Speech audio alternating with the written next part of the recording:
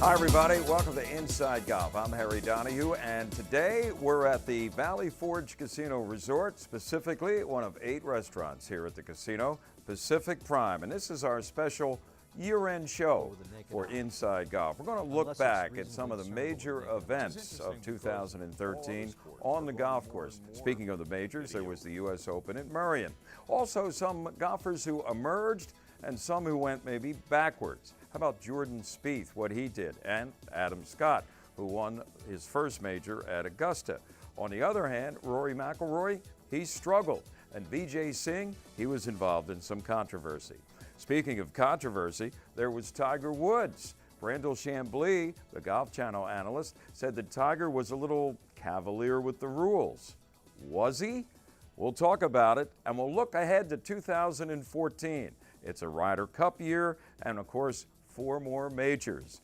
Who will come through with victories? Will Tiger win one of them and get closer to that magic mark of 19? It's coming up next as Inside Golf comes to you from Pacific Prime Restaurant at the Valley Forge Casino Resort. Stay with us. Inside Golf, presented by Susquehanna Bank. Susquehanna Bank, doing what counts. By Club Champion, better fit, lower scores. Visit their Bala-Cynwyd location. And by the Philadelphia Section PGA, experts in the game and business of golf. Honey, what are all these cash rewards? Stellar Checking with Smart Rewards. We earn cash on check card purchases and when we transfer money from our Stellar Checking into our savings account. Cool. How should we spend them? Stellar. Stellar. Stellar! Probably groceries. Stellar Checking from Susquehanna Bank. Earn cash rewards whether you're spending or saving. Member FDIC. When you step out, make sure you go all in. Because at Valley Forge Casino Resort, we're rolling out the action. And we'll bring it all to the table. So take us for a spin and go all in for the win. Valley Forge Casino Resort. It's safe, it's chic, and only a shuffle away from the main line. At this moment, across the country, families are packing their bags for a getaway. And no matter where they end up, they'll all be home by dinner. Plan your own at playgolfamerica.com. From finding fun and affordable programs to finding advice from PGA and LPGA professionals, playgolfamerica.com has a way for you to get away. Visit today for details. playgolfamerica.com, your link to the game. Guests of Teed Off receive gift certificates to any of the 8 restaurants at Valley Forge Casino at King of Prussia. Then you have Justin, who once upon a time was the, supposed to be the next great thing in this 20. Welcome back to Inside Golf, presented by Susquehanna Bank and Wealth Management. This is our year-end show for 2013. We're at Pacific Prime Restaurant at the Valley Forge Casino Resort. Hey, here's a little promo for Valley Forge Casino Resort. If you're looking for something to do on New Year's Eve, how about David Brenner and the Geeter, Jerry Blavitt, under one roof right here at Valley Forge Casino Resort. How about we do a live show here that night? And maybe we should.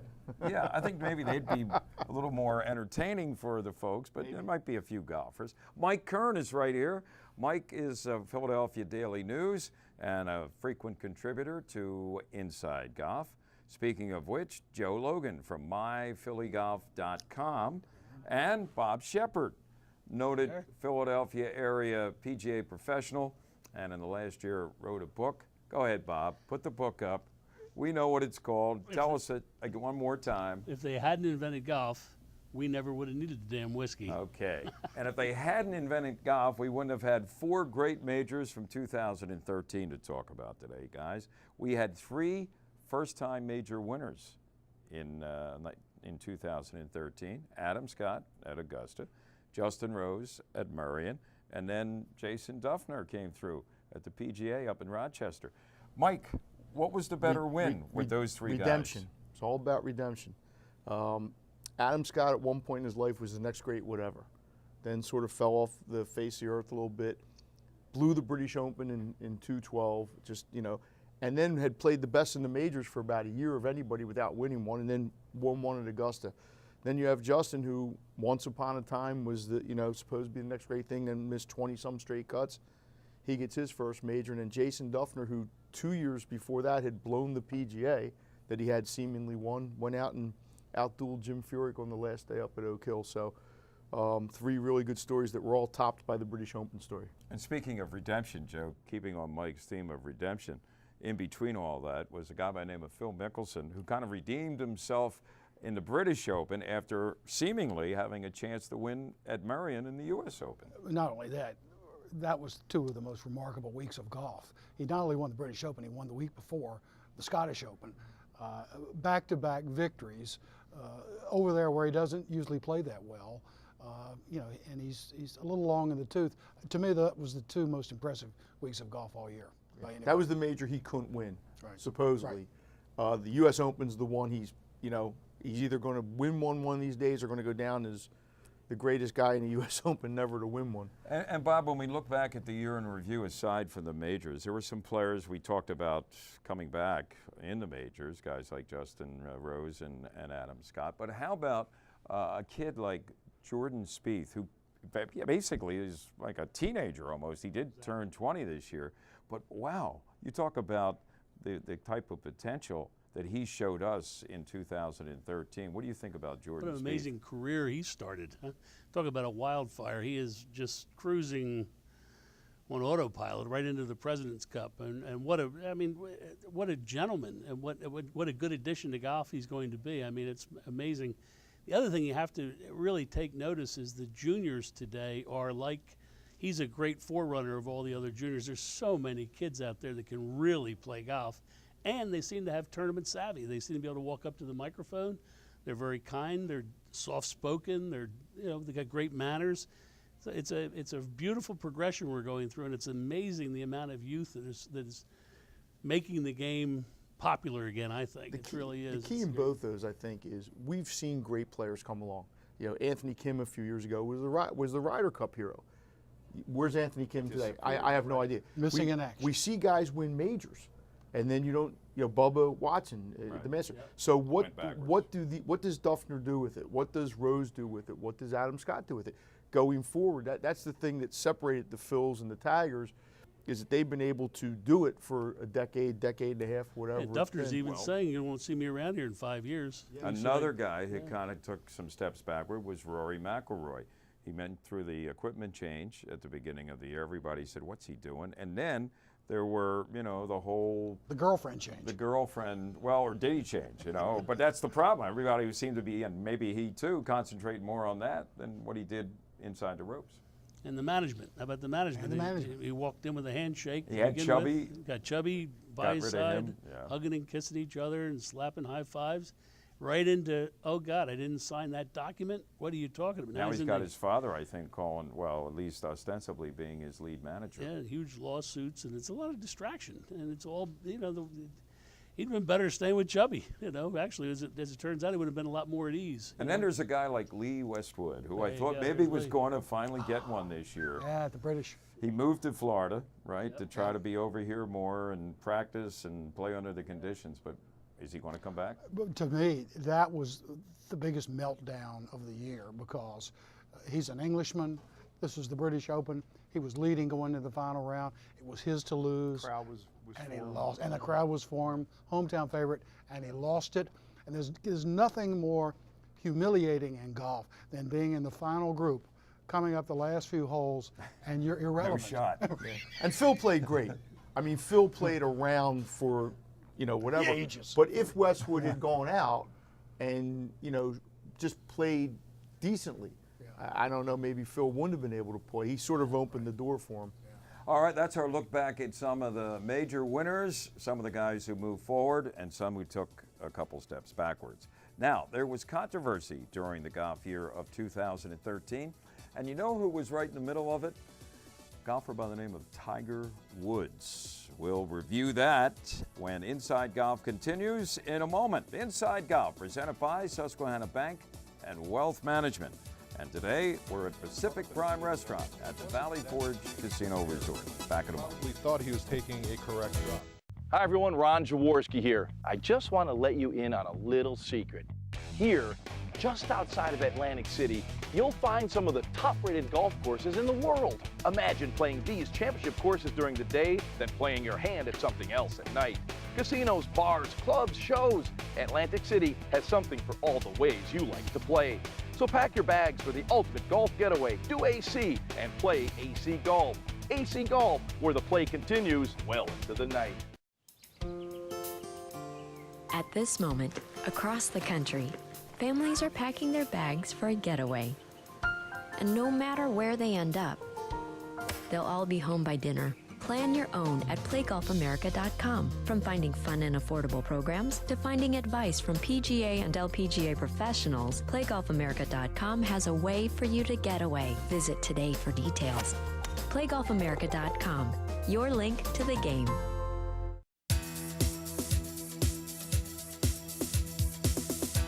Welcome back. Inside Golf continues, presented by Susquehanna Bank and Wealth Management.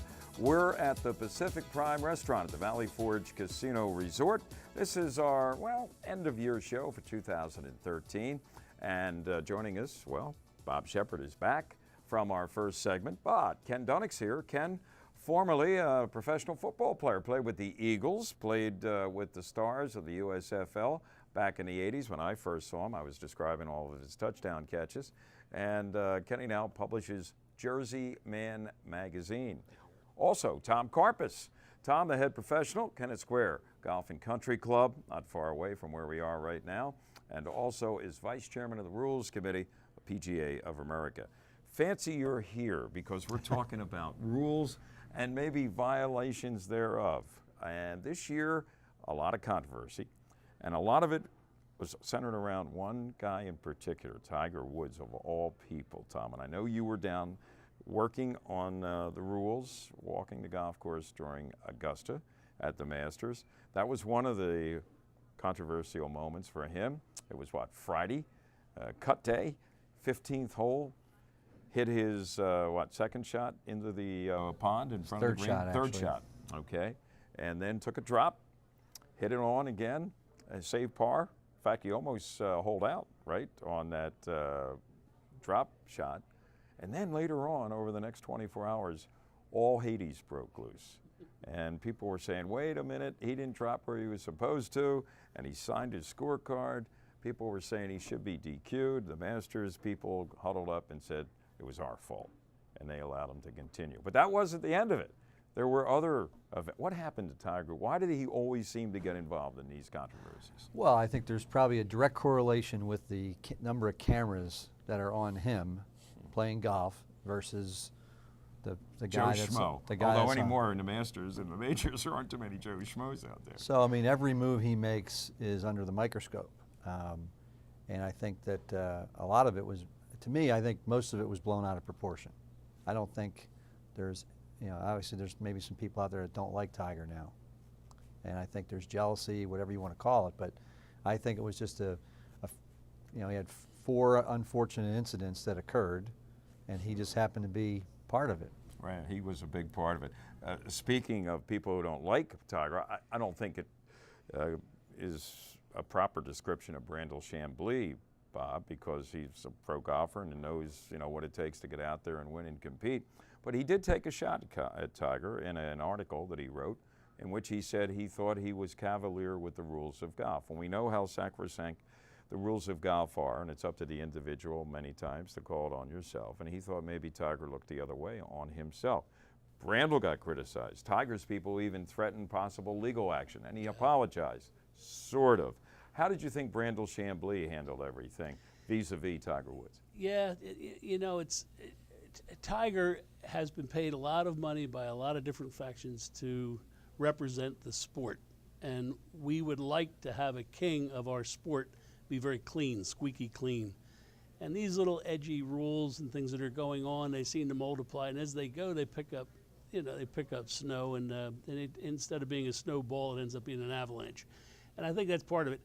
Tiger has a lot of distractions out there. He's got so many cameras going, people moving. There's when it comes time to black and white, it's hard for him to figure out exactly where all the angles are because there's so many distractions. So I think that's part of the deal. But Brandel's job at the same time, he's there to talk. He has to talk. He has to bring it up. And he's got to present both sides of the case. And I think he's doing, in his mind, a wonderful job. Now, of course, as you said, he's sort of apologized, but so he did recognize that. He never called him a cheater. No, he never did. Never used that word. No. What he said was he was a little cavalier with the rules, and that's open to multiple interpretations, right? We'll get back to you on this in a moment. Ken, I know you have particular insight into this whole situation with Woods. Well, to me, Harry, golf, the sport is an anomaly, and it's the only sport that I know of where players police themselves, will call penalties on themselves. The shining example of that is Bobby Jones, who, of course, was the founder and of Augusta National. And in my opinion, what Tiger should have done, after looking back and seeing, and listen, we've all played golf. We get caught up in the heat of the moment. It wasn't that egregious of an error. He probably thought he was taking a correct drop. The fact is that he didn't. What he could have done is disqualified himself from the Masters and solved a lot of the ills that have followed him over the last couple of years with the character stuff that people don't like about him. So in my opinion, he could have righted a lot of wrongs by DQing himself, give himself up for the good of the game, and I think it would have helped his public persona.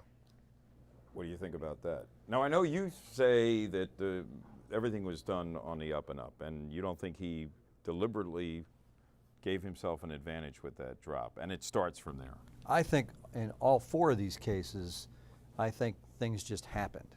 And in the case of Augusta, I think that for him, as any golf tournament, week in, week out, a ruling occurs, it goes to the committee, they make a decision, and the player takes their medicine and they either play on, or if they're disqualified, they take their ball and go home.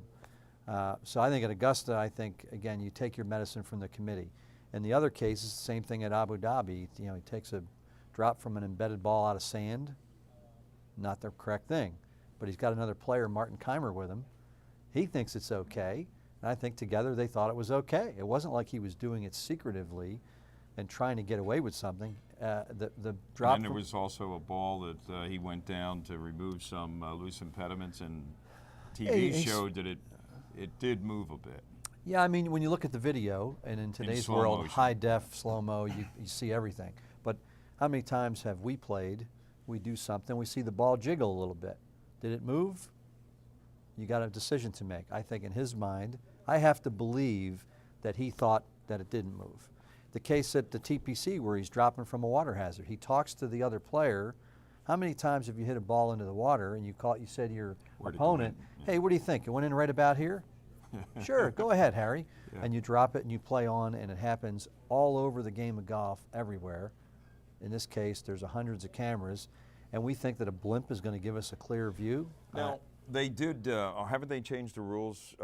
If you're sitting home now, Bob, in the comfort of your den in the chair there and watch, and you can't call in anymore, right? Is that correct, or where does that stand? Tommy would give you a good run. You can. There's a new decision that goes in the book now that's going to deal with these minor movements of the golf ball, and the fact that you cannot use technology now to later on go back and penalize a player. If it's, what does it say, reasonably discernible with the naked eye. Unless it's reasonably discernible with the naked eye. Which is interesting because all other sports are going more and more to video replay to interpret the rules and the calls on the field. Now it looks like golf is pulling back a little bit from that and leaving it up to somebody like yourself to say, hey, this is what I saw, and I'm sticking to it. Well, I think they're still going to use video. And I think it's still going to be a case where you may still, after the fact, go back and see if the ball did in fact move, just so you know. But it won't be, I would almost term it an unreviewable call. But this is a new decision. We'll see how it plays out for 99.99% of the people that play golf. Think about it. If you're not on TV, you're never going to, this decision has no impact on you. We hear you. Tom Carpus and Ken Dunnick and Bob Shepard as we continue with our year-end show. In just a moment, we'll be back and take a look at 2014, maybe some predictions on who's going to win and where are the majors going to be played. That's next here on Inside Golf, presented by Susquehanna Bank and Wealth Management. If you get wind and colder temperatures, everything changes. If it's calm. Defining a target, realizing a dream. Susquehanna Bank can help you get your plans off the ground. Whether you're sending kids to college or doing something special for yourself. Susquehanna's financial advisors are worth talking to. We can help you find the smartest way to borrow money and save money in the process. Susquehanna Bank, doing what counts for dreamers like you. Member FDIC, Equal Housing Lender. When you step out, make sure you go all in. Because at Valley Forge Casino Resort, we're rolling out the action. And we'll bring it all to the table. So take us for a spin and go all in for the win. Valley Forge Casino Resort. It's safe, it's chic, and only a shuffle away from the main line. And welcome back to Inside Golf, presented by Susquehanna Bank and Wealth Management from the Valley Forge Casino Resort and Pacific Prime Restaurant. We continue with our year-end show with our panel. Mike Kern is back. Thank you, Mike, from the Philadelphia Daily News. From myphillygolf.com, we have Joe Logan and Tom Carpus still sitting in the same seat where he was 2 minutes ago. Gentlemen, we talked a little bit about 2013, and let's use this opportunity now to move it and advance it to 2014. The 4 majors at Augusta, of course, and then the 3 other courses in the rotation. Pinehurst with a new design. In fact, they're going to hold the Women's Open the very following weekend at Pinehurst in North Carolina. The British Open, Royal Liverpool, and the PGA Championship returns to Valhalla. It's a site, or 3 sites, Joe, where Tiger Woods has won in his history. He's never won at Pinehurst, though.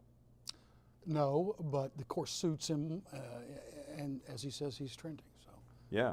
Mike, talk about a little bit about what they've done to Pinehurst, specifically the team of Ben Crenshaw and his partner, Mr. They went back and looked at pictures from like the 1940s, and that's what they've done. That's what it looks like.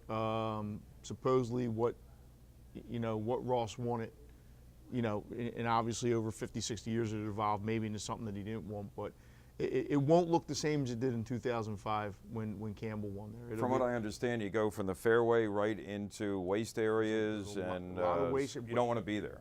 Well, but is it better than being in rough? I mean, I don't know. But Pinehurst, forget all that. It's all about the mounds. It's all about the greens. Right. If you can conquer the greens, or nobody conquers the greens. If you can manage the greens at Pinehurst, you have a chance. Was the last major they held at Pinehurst when was one Michael Campbell won? Speaking of Tiger Woods. Whatever happened to Michael Campbell? Right, and then before that, Davis Love the third, or not Davis Love, excuse me, It was Payne Stewart, and Tiger finished third. And Phil was right there in the final group. And went and had his first child the next day. Right, the famous child who he left Marion and went to her 8th grade graduation, right, this past year. Tom, what about Royal Liverpool? And another course where Tiger's won. It's only been, I think, in Rhoda, this is only the 5th time. Second time since '67. Yeah, and 5 times since like 65, 70 years, right? I mean, it's not like one of the more famous of the British Open courses. Yeah, people don't know it as much. You don't know it like you know the road hole. It's, St. Andrews, obviously, everybody knows that. So it's going to be different, but Tiger won there before. I think the key there is to avoid bunkers. I think he hit a lot of irons off the tee. I think he hit one driver all week. But as you know, the British Open is all about the weather. If you get wind and colder temperatures, everything changes. If it's calm, and I think it was calm the last time they were there, if I'm not mistaken, but if it gets windy and a little cooler. I think it was sunbaked the last time they were there, so Tiger's stinger was going like 270. He didn't need driver. He was still, if you remember, I mean, he was like 40, 50, 60, 70 yards behind Sergio to one day, but what Tiger was doing was hitting his 4-iron closer than Sergio was hitting his 8-iron. And that's the one he won that he famously avoided bunkers. He took the driver out of the bag, hit it like once or no times all week, and just kept it in the fairway. Hold out a 4-iron in one day for like an eagle. Yeah. All right, guys, we have about a minute. So let me go right down the horn. I'll start with you, Mike. Is Tiger going to get one more major? Is this the year where he ends his drought, his 5-year drought? Yeah. If he doesn't this year, then at the end of this year, I think for the first time, I'll sit there and go, you know what? I think Jack's record might be safe. Safe. Joe? What he said. Same thing. Yes. Has to be done this year at least once. This is a critical year. Yeah, and it sets up for him to do it because of his familiarity with winning on these tracks, right? Well, he has good memories. I think he's got more time, but I think I think these younger players have really stepped their game up, and I think he's going to have a really hard time like winning. what Zach Johnson did to him at Sherwood last week when he looked like he had thrown it away and holes out. We've left out Augusta, where Tiger has almost won like 5 or 6 times since the last time he did. And it's not so much what Zach Johnson did, it's what Tiger is doing to himself on the weekends in majors. He's taking himself out. And what do you have, a 4-shot lead at Sherwood, I think, going into that final round. All right, that's it for this segment on our year-end show. Back in just a moment with a special holiday message to all of our viewers as Inside Golf, presented by Susquehanna Bank and Wealth Management, continues from the Valley Forge Casino Resort. The Valley Forge Casino Resort is the region's only full amenity gaming resort, and it's only seconds from the Pennsylvania Turnpike at King of Prussia. It features 600 slots, 50 table games, plus 8 restaurants designed to meet all of your dining needs. So put the beautiful Valley Forge Casino Resort on your destination list. Free enterprise is the engine that drives our economy. Everyday businesses, big and small, work to make life better for their customers and a better life for themselves. Susquehanna knows successful businesses need a strong financial partner, someone who can help keep your business running at peak efficiency. The people of Susquehanna Bank, doing what counts for businesses like yours.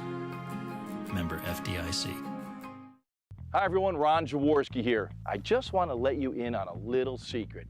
Here, just outside of Atlantic City, you'll find some of the top-rated golf courses in the world. Imagine playing these championship courses during the day, then playing your hand at something else at night. Casinos, bars, clubs, shows. Atlantic City has something for all the ways you like to play. So pack your bags for the ultimate golf getaway. Do AC and play AC Golf. AC Golf, where the play continues well into the night.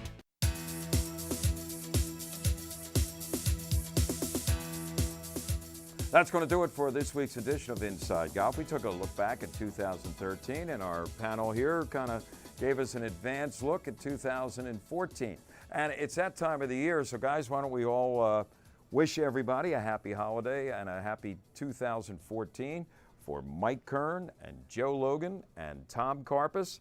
And in the back row, never leave out the back row, Kenny Dunick and Bob Shepard. I'm Harry Donahue. Thanks for joining us today on Inside Golf. And remember, no matter how bad it's going for you, don't pick up. See you next time on Inside Golf, presented by Susquehanna Bank and Wealth Management. Inside Golf, presented by Susquehanna Bank. Susquehanna Bank, doing what counts. By Club Champion, better fit, lower scores. Visit their Bala-Cynwyd location. And by the Philadelphia Section PGA, experts in the game and business of golf.